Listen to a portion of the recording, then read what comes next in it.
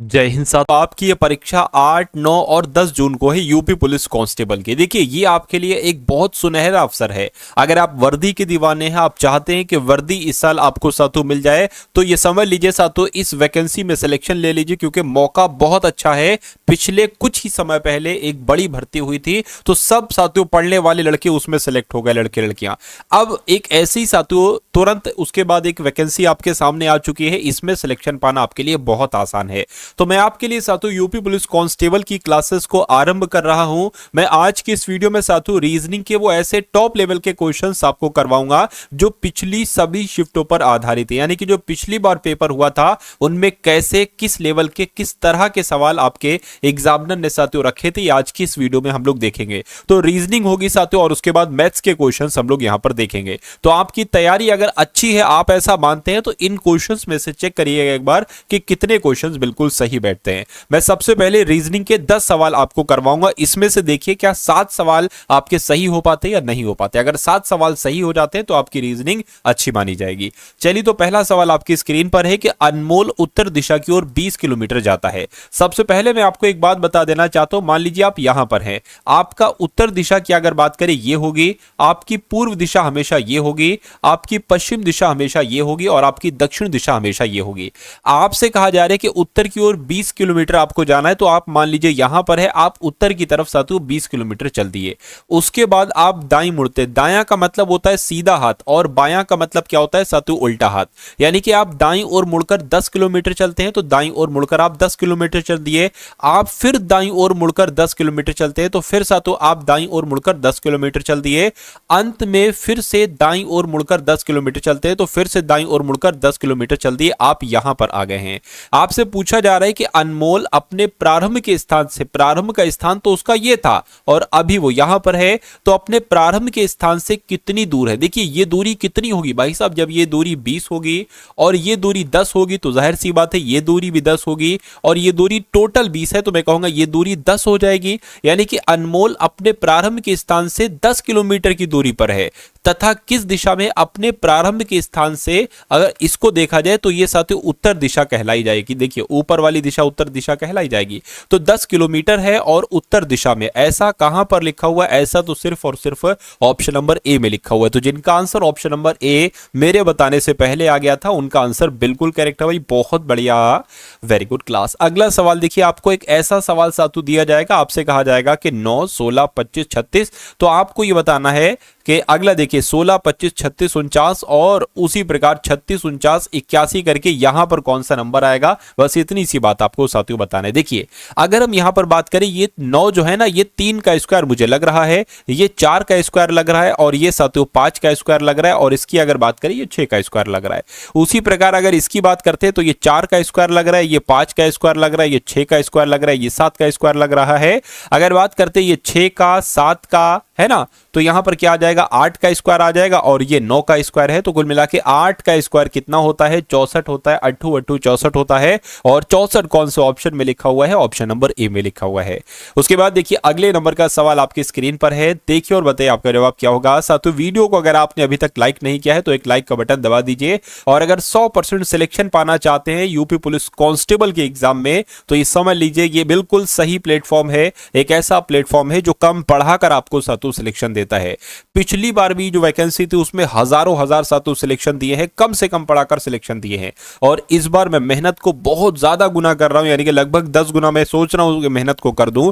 तो अगर 10 गुना मेहनत में कर देता हूं साथियों तो आपका सिलेक्शन 100% हो जाएगा साथियों, बहुत आराम से, कोई दिक्कत नहीं है। देखिए आपसे यहां पर कहा जा रहा है कि एल जोड़ को, एम घटाव को, एन भाग को और पी गुणा को दर्शाता है, तो आपको इसको सॉल्व करना है। देखिए 10, 2 और 5 क्या है साथियों, 10, 2, 5 और फिर से साथियों 5 है। अब यहां पर आपको ये बताना है कि चिन्ह रखना है। देखिए पी है, पी का मतलब क्या है भाई साहब, पी का मतलब गुणा है तो गुणा आ जाएगा।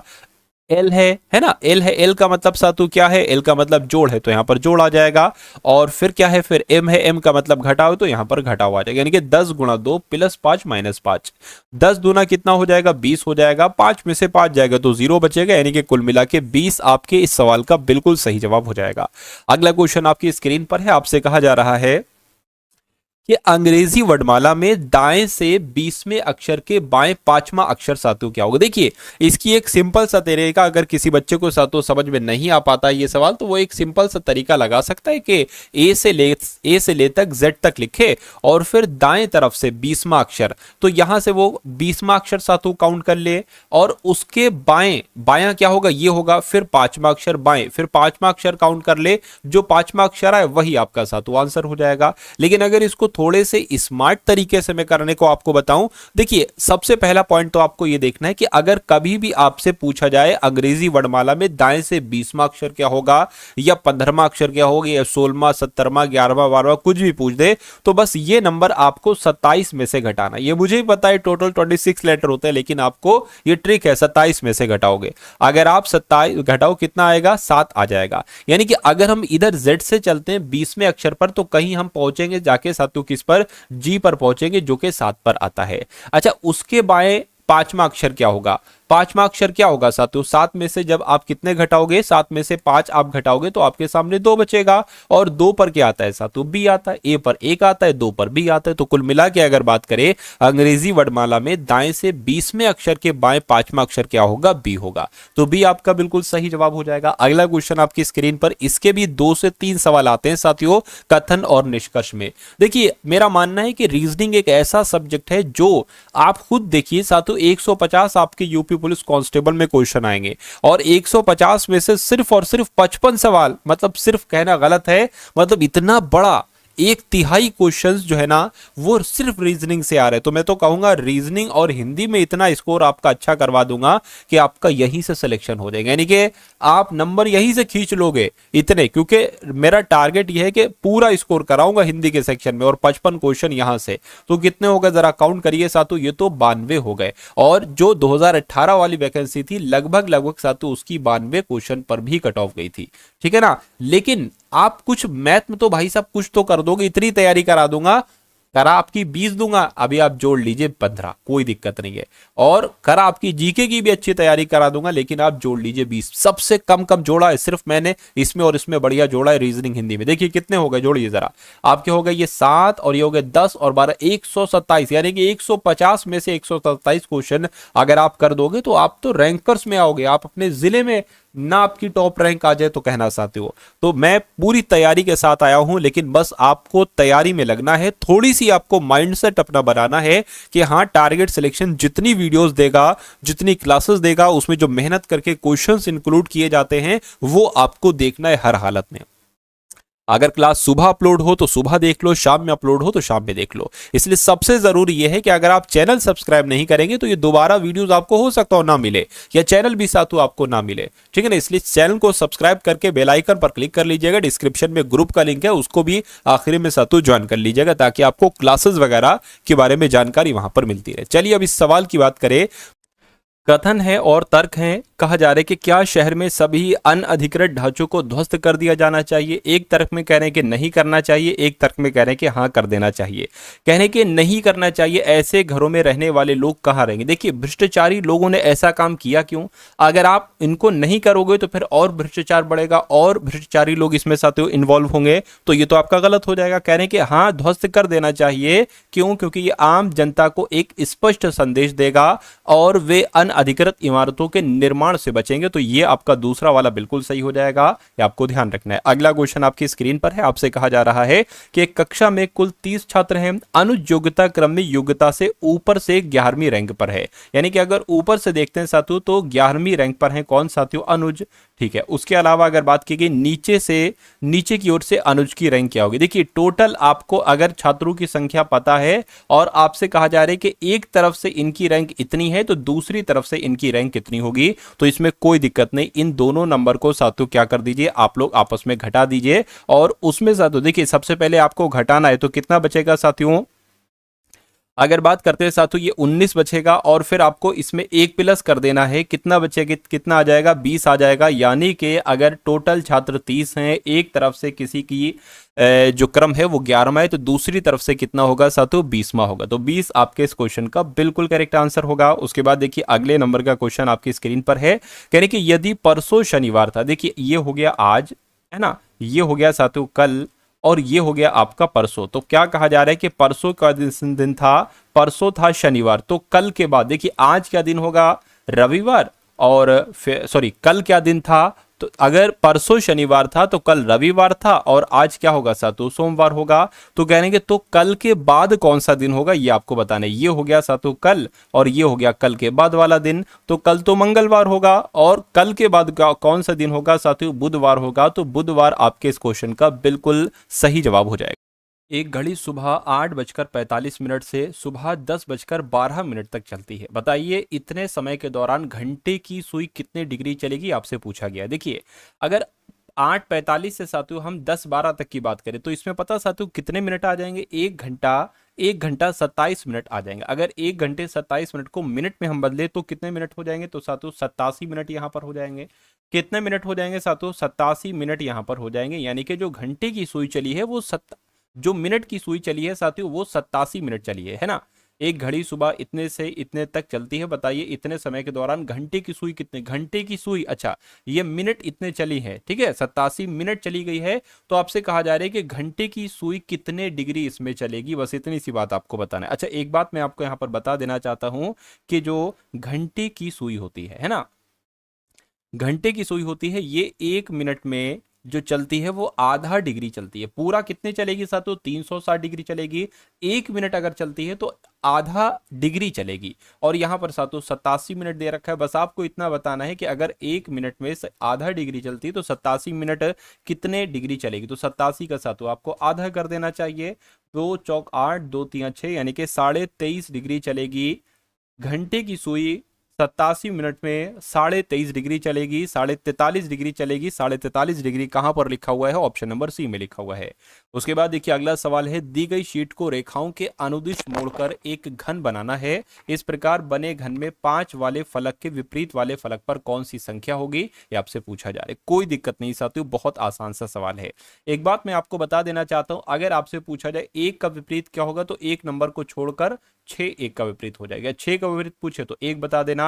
4 का विपरीत साथियों क्या हो जाएगा, 1 नंबर को छोड़कर 4 का विपरीत 3 और 3 का विपरीत 4 हो जाएगा। 2 का विपरीत क्या हो जाएगा साथियों, या 5 का विपरीत क्या हो जाएगा, 2 हो जाएगा, या 2 का विपरीत 5 हो जाएगा। तो 5 वाले फलक के विपरीत फलक पर क्या होगा साथियों, 2 होगा। तो 2 आपके इस क्वेश्चन का बिल्कुल सही जवाब हो जाएगा। उसके बाद देखिए अगले नंबर का सातों क्वेश्चन आपकी स्क्रीन पर है। आपसे कहा जा रहा है कि 6 दोस्त हैं, प्रीति, कमल, रोहित, स्वीटी, मीनू और उमेश एक वृत्त के इर्द गिर्द केंद्र की ओर मुंह करके सातों यहां पर बैठे हुए हैं। ठीक है कोई दिक्कत नहीं है। देखिए यहां पर अगर हम लोग बात करें कितने लोग हैं, 6 लोग हैं ना, तो 1 2 3 4 5 और 1 6 लोग हो गए। जरूरी नहीं इसी क्रम में बैठे हैं। मीनू रोहित के बाएं और दूसरे स्थान पर बैठी है। उमेश रोहित प्रीति के बीच में बैठा है। उमेश जो है ना रोहित और प्रीति के बीच में बैठा है। देखिए इसको स्टार्ट करिए, रोहित के बाएं और दूसरे स्थान पर मीनू बैठी है। तो रोहित को आप कहीं पर भी बना दीजिए साथ। तो रोहित को मान लीजिए यहां पर बैठा ला और सभी का मुंह केंद्र की तरफ है। तो रोहित के बाएं दूसरे स्थान पर, रोहित का बाएं दूसरे स्थान पर मीनू बैठी है। तो मीनू सातु यहां पर बैठ जाएंगी। कहा जा रहा है कि रोहित और प्रीति के बीच में उमेश बैठा है। तो रोहित और प्रीति यहां पर आएंगी। रोहित और प्रीति के बीच में उमेश बैठा है, यानी कि उमेश यहां पर आ जाएगा। स्वीटी जो है ना ये प्रीति के दाईं और ठीक बगल में बैठी। प्रीति के दाईं और ठीक बगल में कौन बैठी है, स्वीटी बैठी है। तो स्वीटी यहां पर बैठेंगी। रोहित और मीनू के बीच में कौन बैठा है, तो रोहित और मीनू के बीच में कौन बैठा है, ये बात आपको बताना है। देखिए 6 लोग थे, 6 लोगों में से 5 लोगों को आपने बैठा दिया, लेकिन एक नहीं बैठे हैं। कौन नहीं बैठे हैं, कमल साहब नहीं बैठेंगे। तो यहां पर सातु कमल आ जाएंगे। और कमल कौन से ऑप्शन में है, कमल ऑप्शन नंबर ए वाले में है। यदि किसी संख्या का 30% उस संख्या के 60% से 15 कम है तो वो संख्या सातु क्या होगी। तो मैं मान सकता हूं सातु क्या कि वो संख्या x होगी। क्या संख्या होगी, वो संख्या x होगी। तो किसी संख्या का 30% यानी कि x का 30% यहां पर बात कही गई है, ठीक है। 30% जो है ना वो उस संख्या की, यानी कि इस संख्या के 60% से कितना कम है साथियों, 15 कम है। यानी कि अगर यहां माइनस लगाते हैं साथियों, या एक काम करिए साथियों माइनस नहीं लगेगा, अगर ये बराबर लगाते हैं और 15 कम है तो इसमें से साथियों 15 आप घटा देंगे। अब फिर से देखिए किसी संख्या का 30% यानी कि x का 30% जो है ना ये इससे 15 कम है। तो ये इसके 15 कम है, कर दिया मैंने, क्या दिक्कत है। अब देखिए साथियों 30 की गुणा x से होगी, यानी कि 30x/100 हो जाएगा। और बराबर के उधर है 60x/100, इधर आएगा तो माइनस का हो जाएगा, यानी कि 60x/100 आपका ये हो गया। और बराबर के बराबर -15 है तो -15 हो जाएगा। इतनी बात साथियों क्लियर है। उसके बाद देखिए 100 नीचे सातों तो ये आपका क्या हो जाएगा, एक बार 100 हो जाएगा और 30 में से 60 जाएगा तो सातों यहाँ पर 30x बचेगा जो कि माइनस का होगा। बराबर कितना चल रहा है, माइनस का 15 चल रहा है। इस माइनस से ये माइनस आपका कैंसिल हो जाएगा। इस 100 की गुणा यहाँ पर हो जाएगी तो ये आपका कितना हो जाएगा, 1500 हो जाएगा। और बटे में सातों ये जो 30 है वो 30 आ जाएगा। 30 एकम 30, 30 पंजे और 0 यानी कि x बराबर आपके सामने कितना आ चुका है सातु, 50 आ चुका है। तो वो संख्या क्या होगी, वो संख्या हमने x मानी थी और x का मान कितना आया है, 50 आया है। तो 50 आपके इस क्वेश्चन का बिल्कुल सही और सटीक जवाब हो जाएगा। चलिए साथियों उसके बाद देखिए अगले नंबर का क्वेश्चन आपके स्क्रीन पर है। आपसे कहा जा रहा है कि चार संख्याएं हैं 2:3:5:7 के अनुपात में है और उनका महत्तम समावर्त यानी कि HCF उनका 6 है। तो सबसे बड़ी संख्या और सबसे छोटी संख्या का वर्गों का योग कितना होगा। कोई दिक्कत नहीं है। देखिए संख्याओं का अनुपात आपको दे रखा है। अगर संख्याओं का अनुपात आपको दे रखा है यानी कि संख्या का अनुपात साथियों 2x 3x और 5x और साथियों यहाँ पर 7x की बात है, ठीक है, कोई दिक्कत नहीं। HCF की अगर बात करते हैं तो HCF कितना दे रखा है साथियों, HCF आपका 6 दे रखा है, ठीक है ना। चलिए अब यहां पर सबसे बड़ी संख्या कौन सी होगी, सबसे बड़ी संख्या ये, सबसे छोटी संख्या ये। तो सबसे बड़ी और सबसे छोटी संख्या का वर्ग करिए तो सबसे बड़ी संख्या का वर्ग करेंगे ये आएगा और सबसे छोटी संख्या का वर्ग करेंगे ये आएगा। इनका योग क्या बात की चल रही है साथियों, इनका योग की बात चल रही है, ठीक है ना। चलिए कोई दिक्कत नहीं है। तो आप क्या करिए साथियों, इनका योग करा लीजिए यानी कि यहां पर कितना आ जाएगा, 49x² आ जाएगा और प्लस आपका ये क्या आ जाएगा, 2 दूना 4x² आ जाएगा। इतनी बात साथियों क्लियर है। अगर क्लियर है तो बहुत अच्छी बात है। चलिए ये कितना आ जाता है साथियों, ये आपका 53x² आ जाएगा। कितना आ जाएगा, 53x² साथियों यहाँ पर आ जाएगा। कोई दिक्कत नहीं।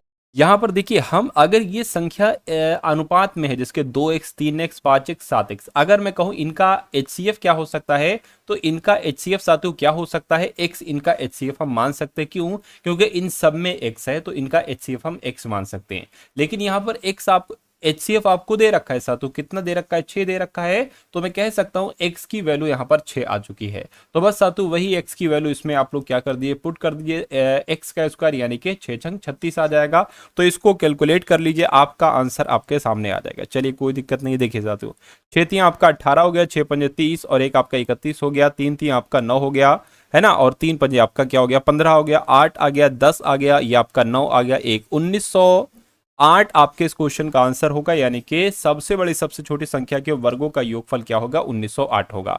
उसके बाद देखिए साथियों अगले नंबर का क्वेश्चन आपके स्क्रीन पर है। आपसे कहा जा रहा है कि किसी लेन देन में लाभ प्रतिशत क्रय मूल्य यानी कि जो लाभ प्रतिशत है ना, ये क्रय मूल्य का 48% है।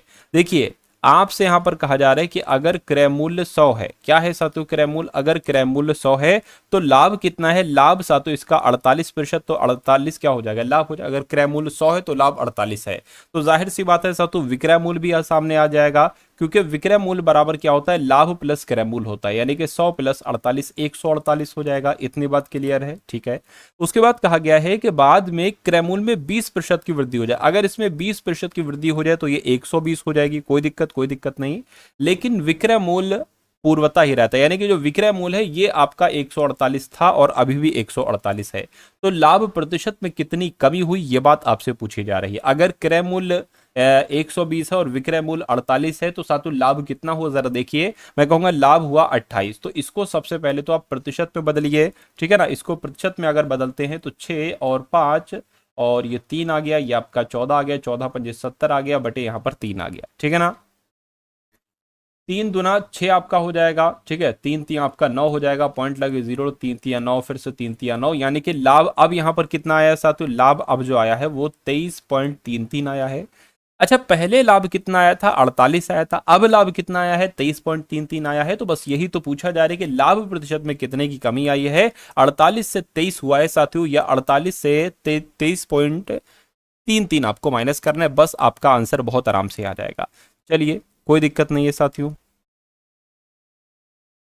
देखिए इसको घटा लीजिए, आपका आंसर आ जाएगा, यहाँ 7 आ जाएगा, यहाँ पर 6 आ जाएगा, 4 आ जाएगा, 2 आ जाएगा, यानी कि 24.67% की कमी आई है और ऐसा कहां पर लिखा हुआ है, ऐसा आपका ऑप्शन नंबर सी में लिखा हुआ है। उसके बाद देखिए अगला क्वेश्चन आपकी स्क्रीन पर आपसे कह रहे हैं कि एक फुटकर विक्रेता को क्रय मूल्य पर 12% की छूट देने के बाद 18% का लाभ होता है। यदि क्रय मूल्य 16,500 है तो विक्रय मूल्य क्या होगा। देखिए क्रय मूल्य कितना है, 16,500 है, यानी कोई चीज आपने 16,500 में खरीदी लेकिन इस पर 12% की आपको छूट दी गई, तो जब 12% की छूट दी गई तो 88% में मिली।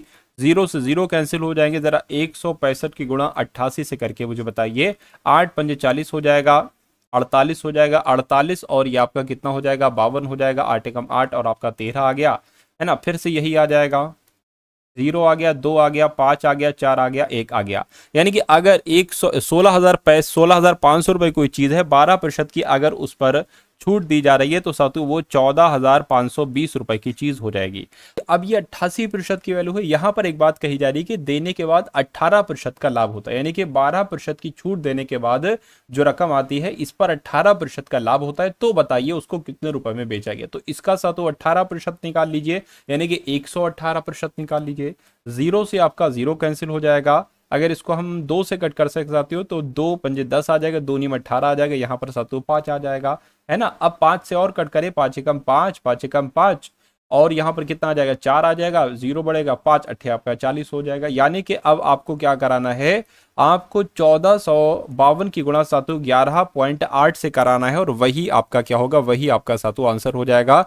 एक बार मैं कैलकुलेटर का इस्तेमाल कर लेता हूं, 1452 गुणा 11.8 तो कितना आता है साथियों, कितना आता है, 17,133 करके आता है। और 17,133 कहां पर लिखा हुआ है, सिर्फ और सिर्फ ऑप्शन नंबर बी में लिखा हुआ है। तो जिनका आंसर ऑप्शन नंबर बी है तो बिल्कुल सही है। उसके बाद देखिए साथियों, आज की इस वीडियो का अंतिम सवाल आपकी स्क्रीन पर आ चुका है। कहा जा रहा है कि सीमा आयु में रीमा से 8 वर्ष छोटी है। यदि 4 वर्ष पहले उनकी आयु का अनुपात 1:2 था तो अब से 6 वर्ष बाद सीमा की आयु कितनी होगी, आपसे पूछा जा रहा है। देखिए एक काम आप ये करिए, रीमा की आयु मान लीजिए x वर्ष है। कितनी, रीमा की आयु x वर्ष है और सीमा की अगर बात करें, सीमा की आयु सातु x माइनस 8 वर्ष है, तभी तो हो पाएगा। सीमा की आयु रीमा से 8 वर्ष छोटी है, तो रीमा की आयु अगर x है तो सातु सीमा की आयु x माइनस 8 होगी। ठीक है ना, ये बात क्लियर है। चलिए कोई दिक्कत नहीं। अब उसके बाद देखिए कहा जा रहा है, अब देखिए यहां पर अगर बात करें, ये आपकी सीमा की आयु आ गई और ये आपकी रीमा की आयु आ गई। कहा जा रही है यदि 4 वर्ष पहले उनकी आयु का अनुपात इतना था तो इसमें से आपको 4 घटाना है, इसमें से भी और इसमें से भी, तो उनकी आयु का अनुपात 1:2 आ जाएगा। ठीक है, उसके बाद कह रही है अब से 6 वर्ष बाद सीमा की आयु कितनी होगी, ये आपसे कुल मिला के यहां पर पूछा जा रहा है। देखिए इसकी अगर बात करते हैं साथियों, देखिए माइनस माइनस आपका प्लस हो जाएगा तो x माइनस 12 आएगा, लेकिन आएगा माइनस का ही, और x माइनस 4 आपका ये आ गया बराबर 1/2 है। इसको कैलकुलेट करिए, x का मान निकालिए, फिर बाकी की बात देखेंगे। 2 की 1 से गुणा कराओगे तो 2x आ जाएगा और 12 दूना आपका 24 हो जाएगा। कितना हो जाएगा, 12 दूना आपका 24 हो जाएगा बराबर x माइनस यहाँ पर 4 हो जाएगा। 2x हो गया बराबर के उधर x है तो इधर आएगा, और बराबर के अगर बात करते हैं साथ तो ये जो है ना 24 इधर है तो उधर आएगा, प्लस का हो जाएगा और माइनस 4 आ जाएगा। x बराबर आपके सामने साथ तो 20 आ जाएगा। तो अब से 6 वर्ष बाद सीमा की आयु, क्या सीमा की आयु कितनी होगी, सीमा की आयु अभी कितनी है साथों, x माइनस 8 है। 6 वर्ष बाद कितनी होगी साथियों, तो इसमें आप क्या करेंगे, 6 जोड़ देंगे, आपका आंसर आ जाएगा। x की वैल्यू कितनी है साथियों, 20, 20 माइनस 8 प्लस 6 कर दीजिए। 20 में से 8 घटाओगे तो साथियों 12 आएगा, 12 प्लस 6 कितना हो जाएगा, 18 हो जाएगा। यानी कि मैं कह सकता हूं कि अब से 6 वर्ष बाद सीमा की आयु 18 वर्ष होगी, और 18 वर्ष कहां पर है, ऑप्शन नंबर बी वाले में। तो ये सारे के सारे सवाल साथियों रीजनिंग के रहे, मैथ्स के रहे। ये क्लास आपको कैसी लगी यूपी पुलिस कांस्टेबल की? मेरा मानना है कि अगर आपको इसी टाइप की 25 से 30 क्लासेस दे दी जाएंगी तो आपकी रीजनिंग साथियों लगभग कुछ नहीं साथियों 55 सवाल आएंगे। 55 में से 45 सवाल आपको उन्हीं 25 से 30 क्लासेस में देखने को मिल जाएंगे, और 20 सवाल मैथ्स के आएंगे, उसमें 15 से 16 सवाल आपको देखने को मिल जाए। लेकिन अगर मैं थोड़ी क्लासेस और बढ़ा दूं, लगभग 35 से 38 क्लासेस कर दूं, तो पूरे नंबर आप इसमें प्राप्त कर सकते हैं। तो आपसे साथियों क्या मैं कह सकता हूं, आपसे बस इतना ही साथियों यहां पर निवेदन है कि आपके जितनी भी साथियों आपके लिए मैं यूपी पुलिस कांस्टेबल की क्लासेस टारगेट सिलेक्शन पर डालूं, उन सारे क्वेश्चंस को आपको बहुत अच्छे तरीके से साथियों तैयार करना है। ठीक है ना, और जितनी क्लासेस में अब तक बना चुका उनका लिंक भी मैं डिस्क्रिप्शन में डाल दूंगा, तो जाकर आप लोग उन क्लासेस को भी अच्छे तरीके से देख लीजिएगा। ठीक है ना, तो एक कमेंट सेक्शन में जय हिंद का कमेंट जरूर लिखिएगा, और उसके अलावा साथियों अपने इस वीडियो को अपने मित्रों के साथ, ये जो ग्रुप्स आपके पास हैं उनमें इस वीडियो को शेयर कीजिएगा। डिस्क्रिप्शन में टेलीग्राम और व्हाट्सएप ग्रुप है, वहां पर फ्री पीडीएफ में डालता रहता हूं, तो इसलिए उन ग्रुप्स को भी आप लोग ज्वाइन कर लीजिएगा। लाइक नहीं किया वीडियो को तो लाइक करके जाइएगा, चैनल पर नए हैं चैनल को सब्सक्राइब करके जाइएगा। तो मिलते हैं हम सभी लोग आने वाली वीडियो में। जय हिंद साथियों।